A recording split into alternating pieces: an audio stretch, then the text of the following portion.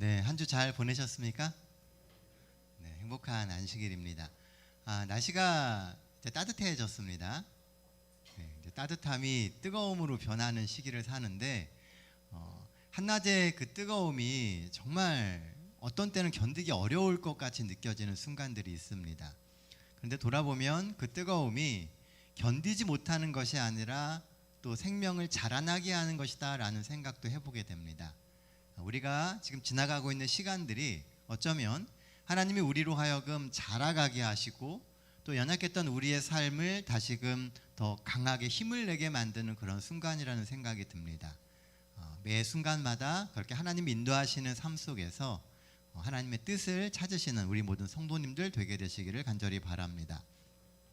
오늘 함께 나눌 말씀은 출애굽기 14장 1절로 4절에 있는 말씀을 가지고 같이 은혜를 나누기를 원합니다. 다 함께 성경 말씀 찾도록 하겠습니다. 출애굽기 14장 1절로 4절입니다. 검은색은 제가 읽고 빨간색은 우리 성도님들께서 같이 읽어주시기를 부탁드립니다. 1절입니다. 여호와께서 모세에게 말씀하여 이르시되 이스라엘 자손에게 명령하여 돌이켜 바다와 믹돌 사이에 비하히로답 곧 바알스본 맞은편 바닷가에 장막을 치게 하라.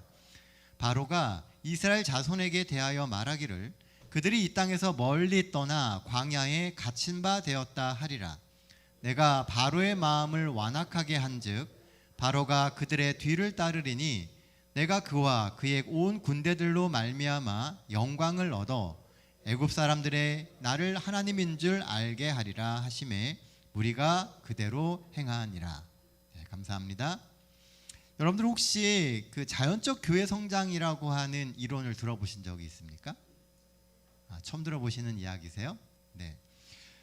예전에 제가 목회를 처음 나와가지고 어떻게 하면 교회를 좀 잘 할 수 있을까? 그 문제를 놓고 고민할 때 제가 연구했던 부분이 이 부분입니다. 자연적인 교회 성장. 이 자연적인 교회 성장 이론은 교회 전체가 설문을 합니다. 해서 그 전문기관에 의뢰를 한 이후에 8가지 영역에 대한 평가를 해요.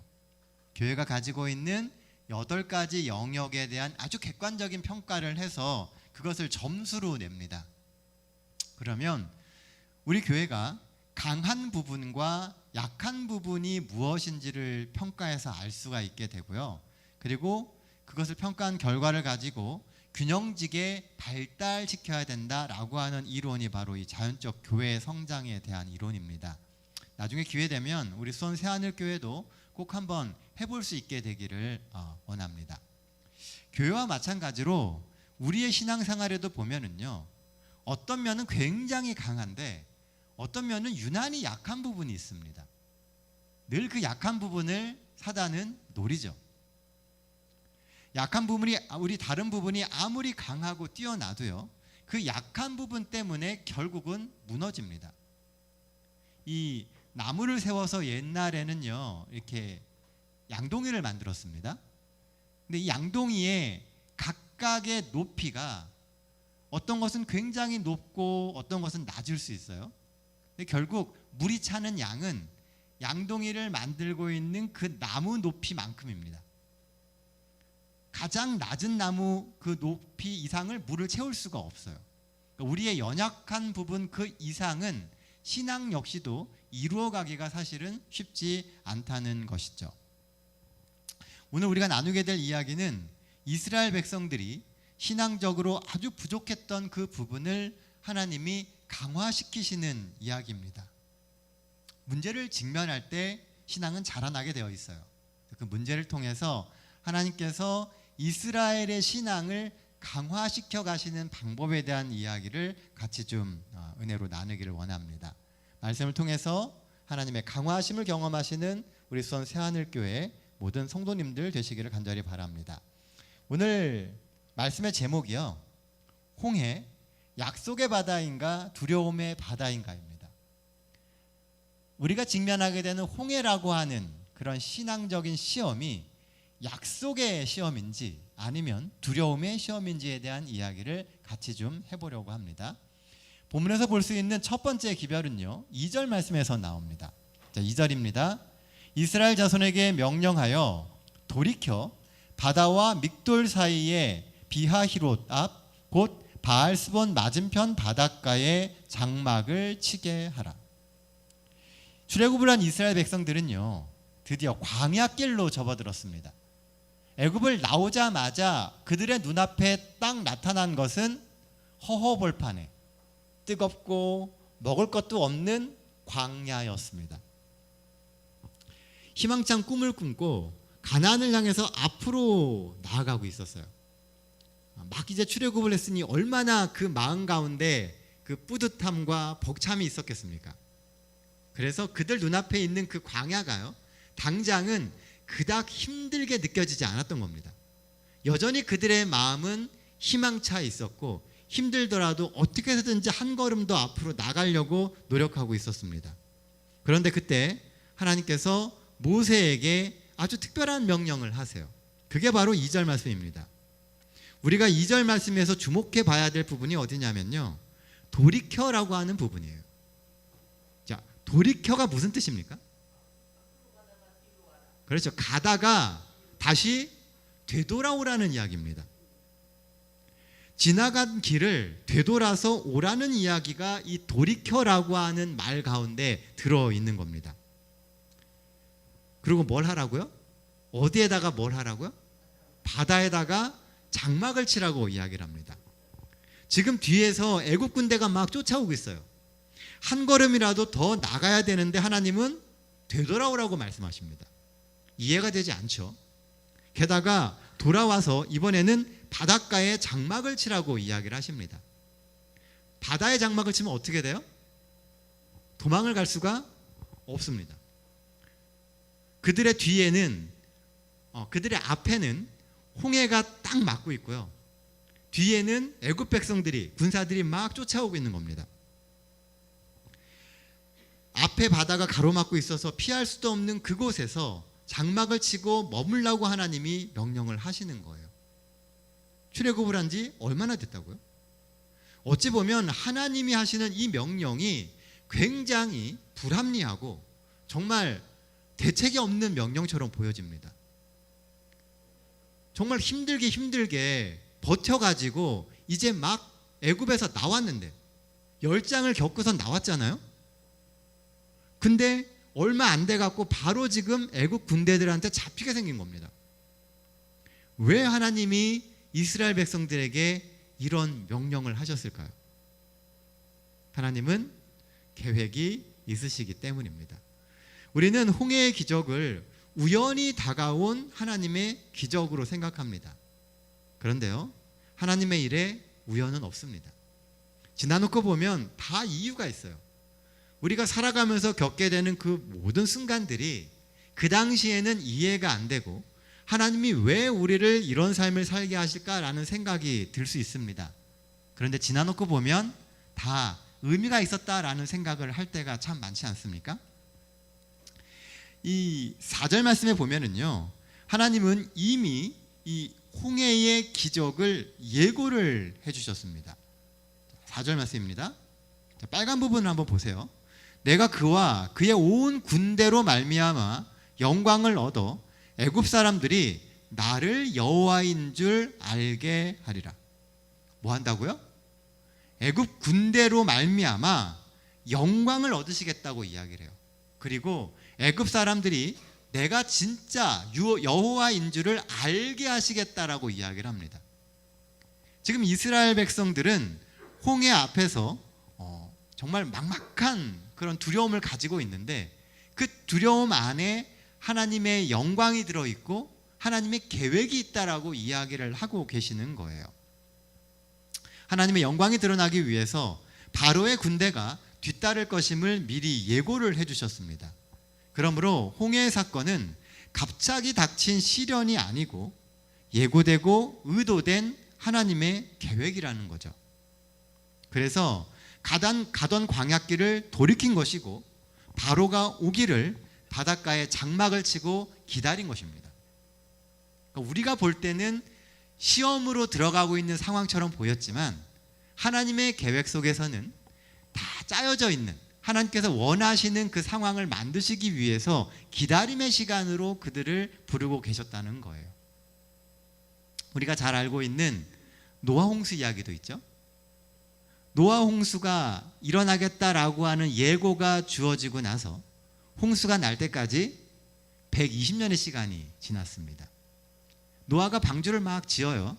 다 지어놓고 동물들이 방주 안에 다 들어가고 나서도 비가 올 때까지는 일주일이 또 걸립니다. 방주도 지어놨고 동물들도 다 들어가 있는데 비가 안 와요. 얼마나 이 황당하고 두려운 상황입니까? 120년간 방주를 지어놨는데요, 비가 안 오는 거예요.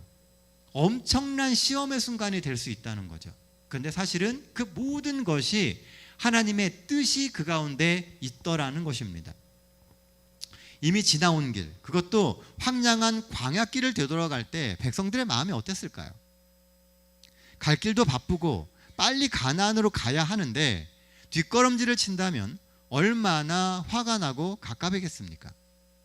그러나 그 돌아감과 지체는 이스라엘 백성들에게 평생 잊을 수 없는 하나님의 도우심과 임재의 기억을 남겨주었습니다. 그리고 성경을 보는 우리에게도 하나님의 놀라운 역사, 구약의 역사를 주관하는 아주 중요한 사건으로 그 홍해의 기적을 우리가 기억하고 있습니다. 실제로 요한계시록에서도요, 나오고 있는 그 여러 가지 비유들에서 핵심이 되는 것 중에 하나가 뭐냐 하면 바로 홍해 사건입니다. 구약에서 홍해가 중요한 것처럼 신약에서도 홍해 사건이 중요해요. 그 똑같은 구원을 마지막 때에 우리가 경험하게 될 것이기 때문에 그렇습니다. 혹 시간이 부족하고 마음에 조바심이 나는데도 하나님이 자꾸 우리의 발길을 붙드실 때가 있습니까? 그럼 분명 나를 향한 하나님의 계획이 거기 있는 겁니다. 우리가 기도하며 하나님의 인도하심을 구하는데 자꾸 하나님이 우리의 발목을 잡으시는 것처럼 보일 때가 있어요. 그러면 거기에 분명히 하나님의 무슨 계획이 있다는 겁니다. 도리어 그럴 때 하나님이 우리에게 보여주시는 어떤 놀라운 이적이 있을지를 기대하면서 하나님께 기도하게 되시기를 바랍니다.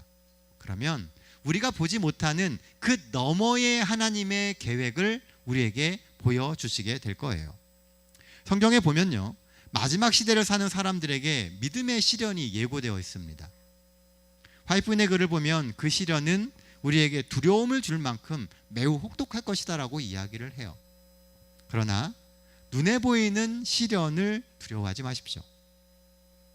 눈에 보이는 시련이요, 다가 아닙니다.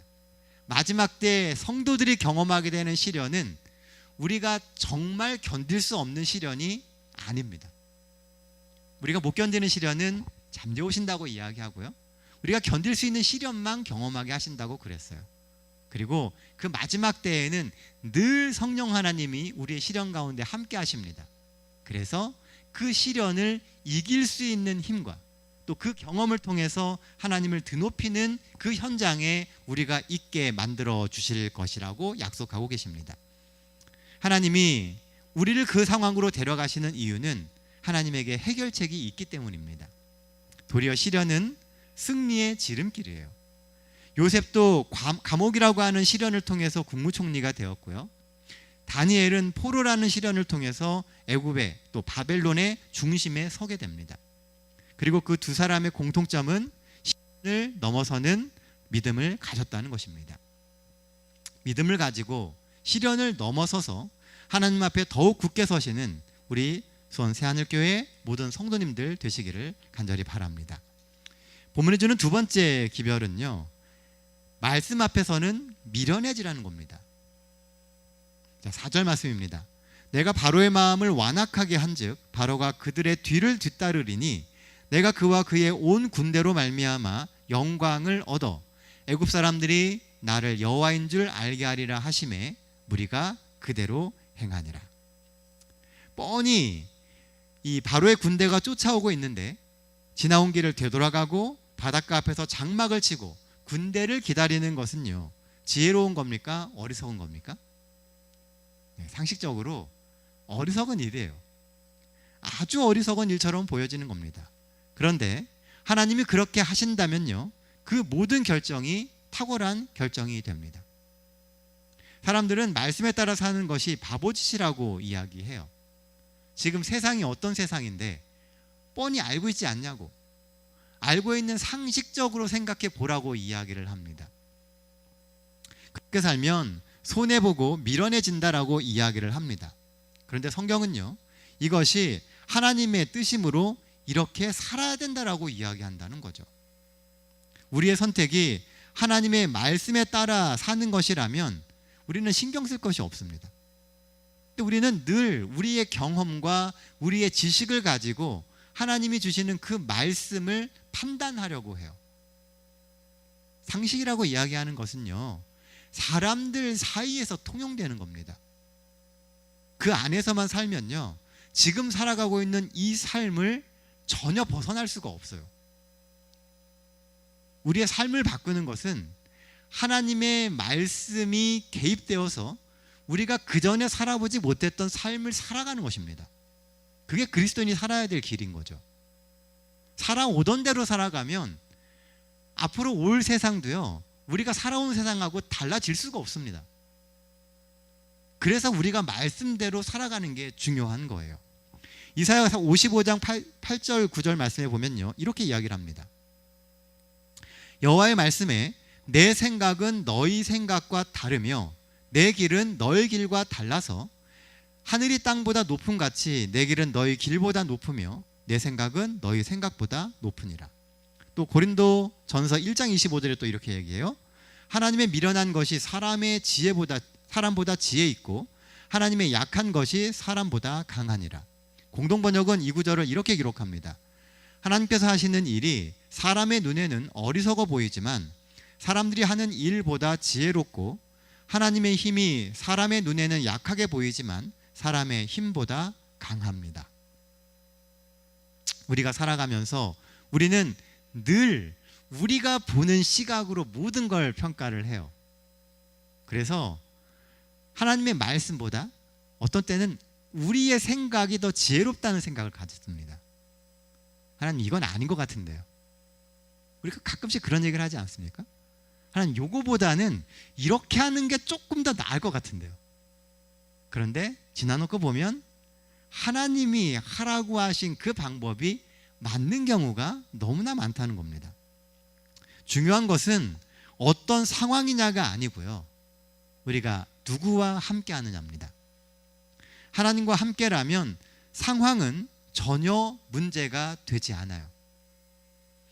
그 성경을 우리가 같이 공부하다 보면은요, 우리가 가지고 있는 논리로 도대체 설명을 할 수 없는 게 있습니다. 그 중에 하나가 뭐냐 하면 예수님의 재림의 장면이에요. 예수님의 재림의 장면을 온 세상 사람들이 동시에 봐야 됩니다. 그렇죠? 우리가 이쪽에서 재림을 보고 있는데 지구 반대쪽에서 볼 수 있어요, 없어요? 우리 생각에서는 볼 수가 없어요.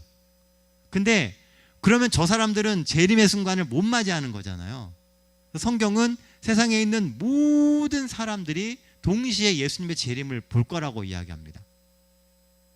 근데 과학적으로도 상식적으로도 그건 불가능해요. 그러니까 지구가 쫙 펴져가지고요, 평평해지지 않는 이상은 불가능합니다. 근데 성경은 그렇게 기록을 해요. 우리는 믿음을 갖고 있다라고 하는 것은 그것을 믿음으로 받아들여야 되는 거예요. 우리가 가지고 있는 상식이나 생각이나 상황은 도대체 그것이 일어날 수 없습니다. 하지만 하나님이 그렇게 하신다 그러면 그것은 상황의 문제가 아니라 하나님과 함께하는 문제이기 때문에 다 가능하다는 거예요. 왜냐하면 그 하나님께서 세상을 만드신 분이기 때문에요. 그래서 만약에 하나님과 함께가 아니라면요, 아무리 좋은 상황도 사실은 모두 다 위험입니다. 우리는 좋은 상황에 이르면 그것이 우리에게 되게 좋다고 생각합니다. 그런데 하나님과 함께하지 않는데 상황이 좋다 그러면요, 그건 사실은 굉장히 위험한 상황으로 우리가 들어가고 있다는 증거라는 것이죠.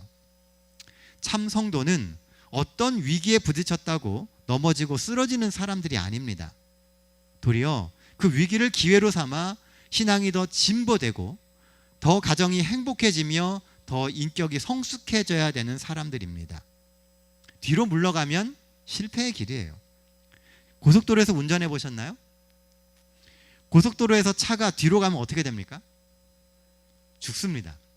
근데 나만 죽는 게 아니라 다 같이 죽습니다. 고속도로에 들어서면 무조건 직진해야 돼요. 내가 지나쳐 왔다 그래서 후진했다가는 큰일 납니다. 지나쳐 가다 보면 또 길이 나오게 되어 있어요.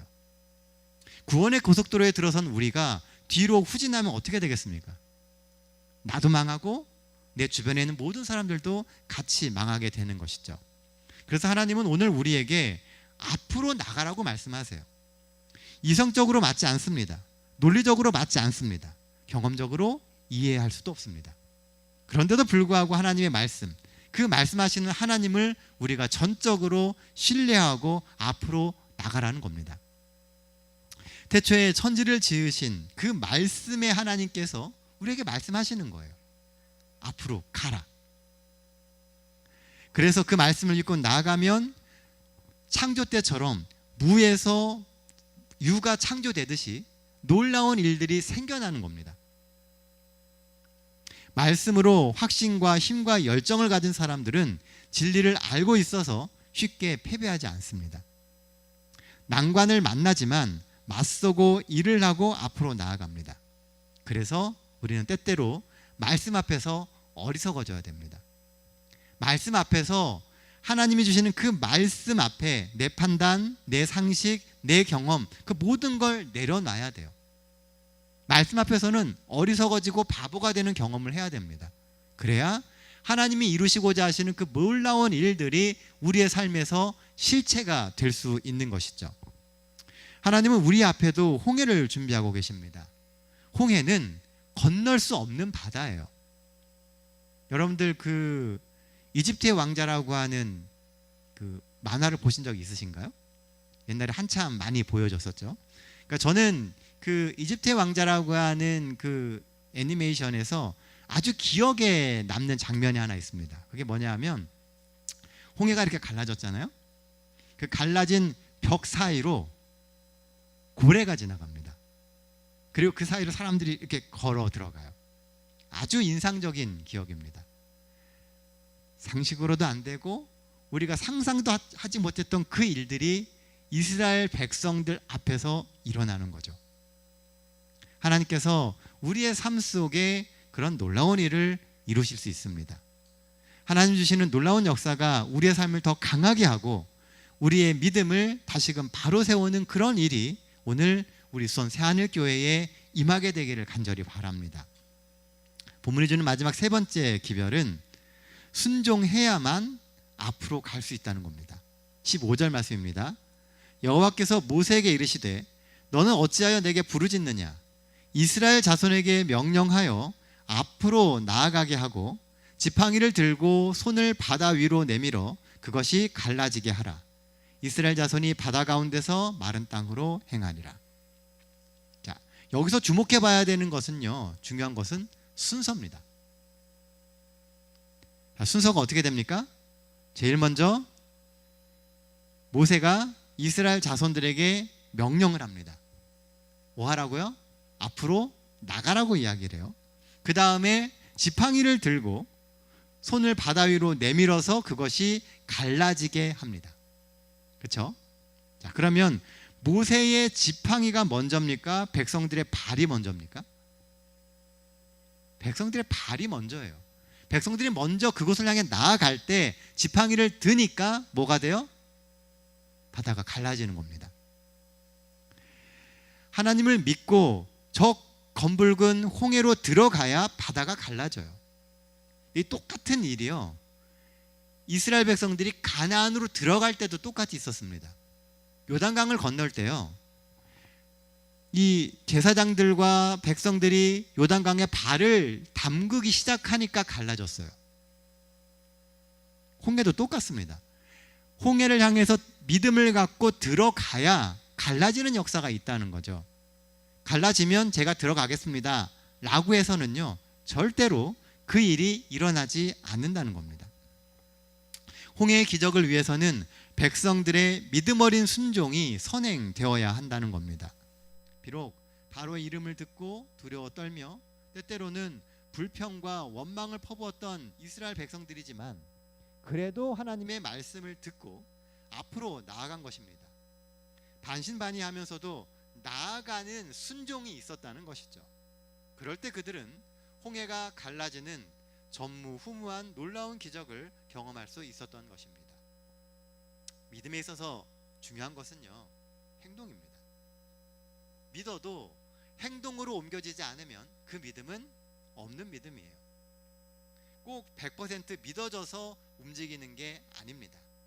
어떤 때는 약간 반신반의가 될지라도 그것이 하나님의 말씀이기 때문에 먼저 순종하는 것이 중요합니다. 그렇게라도 순종할 때 삶의 변화가 일어나고 믿음도 성장하는 은혜가 생길 수 있는 것이죠. 우리에게도 그런 믿음의 순종이 있어야 합니다. 어떤 분들이 그래요. 내가 정말 믿음으로 해봤는데 안 되더라라고 이야기를 합니다. 믿음으로 한 걸음 더 나아가면 그만큼 우리의 믿음이 넓혀지는데 어떤 사람들은 그렇게 되지 않는다고 자꾸 이야기를 해요. 믿음을 붙잡고 계속 믿음의 싸움을 해야만 합니다. 그러면 어느 순간 우리의 믿음의 길이, 영역이 확실히 넓어짐을 경험하는 순간이 오게 된다는 것이죠. 믿음은 불굴의 의지로 앞을 향해 전진하는 것입니다.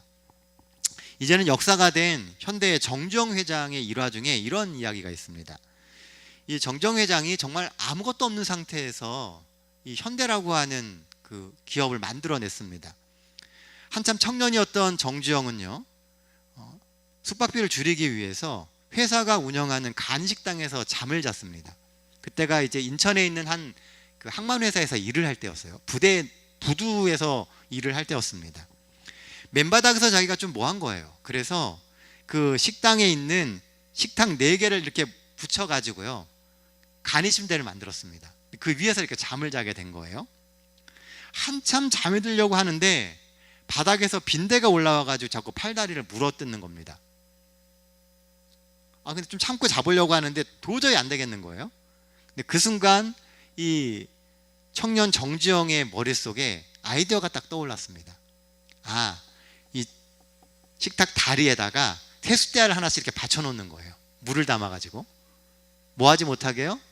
빈대가 그 식탁 다리를 타고 못 올라오게 하려고 세숫대야에다가 물을 받아가지고선 4군데를 전부 다 그렇게 해놔버린 겁니다. 이제는 다 됐다 싶어가지고선 이제 잠을 자기 시작을 했어요. 안심하고 잠을 자는데 한 2시간이 지나고 나니까요, 다시 또 빈대가 무는 겁니다. 근데 아무리 생각해봐도 이해가 안 되는 거예요. 거기는 도대체 올라올 수가 없거든요. 그래서 불을 켜고 봐도 그 책상 다리에는, 그 식탁 다리에는 빈대가 한 마리도 없어요. 어떻게 된 건가 생각을 했더니만요, 빈대가 그 식탁 다리를 타고 올라올 수가 없게 되니까 벽을 타고 올라와 갖고요, 천장에서 뛰어내리는 겁니다. 그래서 그 밤 이 청년 정주영은 더 이상 잠을 잘 수가 없었습니다. 빈대한테 물려서 잠을 못 잔 게 아니고요, 자신의 지혜보다 노력하는 빈대의 도전이 더 위대한 것을 발견하고 잠을 잘 수가 없는 거예요. 그리고 실제로 이것이 그 정주영 회장의 경영 철학이 됐습니다. 그 이름하여 빈대 철학입니다. 모든 삶에 이것을 적용해서요, 오늘날의 현대그룹을 이룩했습니다. 그때 했던 얘기가 이 얘기였어요. 해봤냐는 거죠. 그러니까 실제로 해봤냐는 거예요. 그만큼까지. 우리가 믿음으로 뭔가를 해보는데 안 됩니다라고 이야기를 해요. 근데 정말 믿음으로 그만큼 해봤냐는 거예요.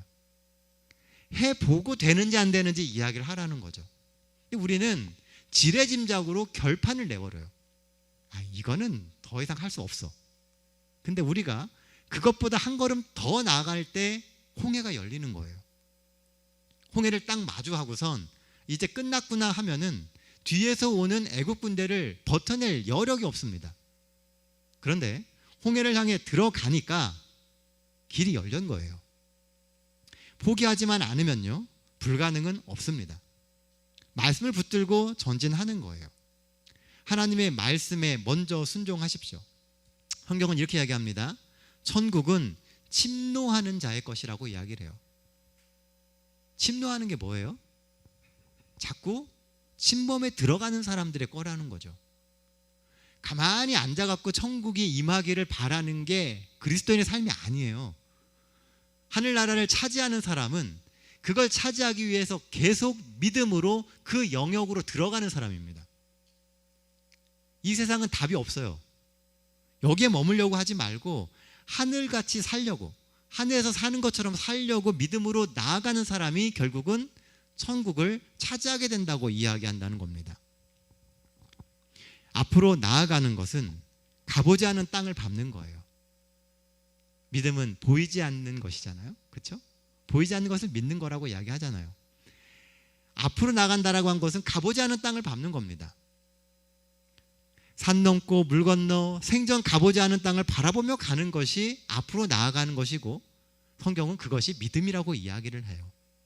구원의 삶은 언제나 새로운 도전과 모험을 요구합니다. 새로운 도전과 모험이 없이는 그 어떤 것도 새롭게 창조해 낼 수가 없습니다.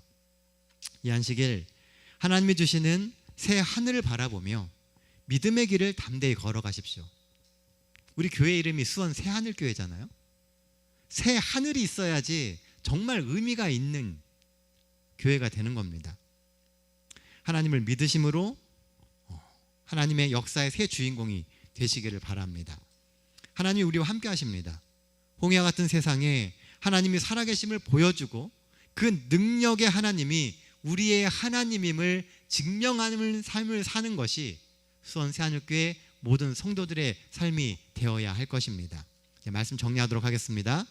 본문이 주는 기별 첫 번째는 예고된 시련은 예고된 축복의 서막이다라고 하는 겁니다. 하나님은 이유 없이 우리의 삶에 시험을 주시는 분이 아니에요. 그 시험은 사실은 하나님이 이루시고자 하시는 축복의 서막이 된다는 것이죠. 모든 시련에는 반드시 하나님이 뜻하시는 목적이 있습니다. 그 시련을 통해서 우리가 깨닫기를 원하시는 그 목적이 있다는 거예요. 보이는 시련에 좌절하여 주저하지 말고 믿음의 눈으로 예고된 축복을 믿고 살아가야 합니다. 성도된 우리의 삶에는 늘 하나님의 축복이 준비되어 있음을 믿으시고 나날이 시련에 맞서시는 우리 수원 새하늘교회 모든 가족들 되시기를 간절히 바랍니다. 본문이 주는 두 번째 기별은 말씀 앞에서는 미련해지라는 겁니다. 하나님의 말씀 앞에서는 조금 미련해져야 됩니다. 우리의 생각과 우리의 상식과 우리의 계획을 잠깐 내려놓을 수 있어야 돼요. 그 생각의 한계를 넘어서야 합니다. 우리가 갖고 있는 그 생각이 한계가 있음을 인정할 수 있어야 돼요. 그래야만 하나님이 그 너머에 있는 일들을 보여주실 수 있고 이루실 수 있습니다. 주시는 말씀대로 순종하며 믿음으로 하나님의 역사를 성취하는 우리가 되어야겠습니다. 본문이 주는 마지막 세 번째 기별은 먼저 순종해야 앞으로 나아갈 수 있다입니다. 모든 것이 믿어지고 이해되고 확신될 때까지 기다리지 마십시오. 아무리 기다려도요 100% 확신이 생기는 순간은 생기지 않습니다. 늘 우리의 삶에는 미심쩍은 여지가 생기게 되어 있어요. 왜냐하면 그 영역은 안 가본 영역이거든요. 이미 우리가 살아와 본 거면 충분히 나아갈 수 있습니다. 그건 믿음이 필요하지 않아요. 다 경험해서 알고 있는 건데 무슨 믿음이 필요해요? 믿음이라고 하는 것은 잘 모르는 부분을 하나님을 신뢰하기 때문에 믿고 나아가는 게 믿음이에요. 그래서 늘 확신이 생길 수가 없어요.